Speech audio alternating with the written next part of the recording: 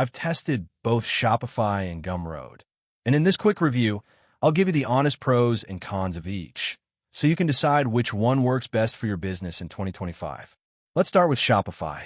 It's a powerful e-commerce platform built for businesses of all sizes. You can create a full online store, customize it with themes, manage inventory, and add apps for marketing, analytics, and more.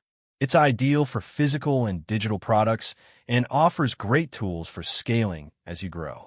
Now on to Gumroad.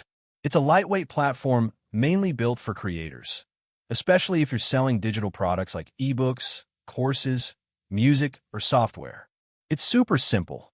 Create a product, set your price, and share the link. No website building needed. Ease of use. Gumroad wins on simplicity. You can start selling in minutes. Shopify takes more setup, but offers more flexibility and control. Pricing is a big one. Shopify starts at around $39 per month, plus app and theme costs. Gumroad, on the other hand, is free to start, but takes a 10% fee per sale. So it's better for beginners or low-volume sellers, while Shopify makes more sense if you're scaling and selling consistently. Customization. Shopify gives you full control over how your store looks and works.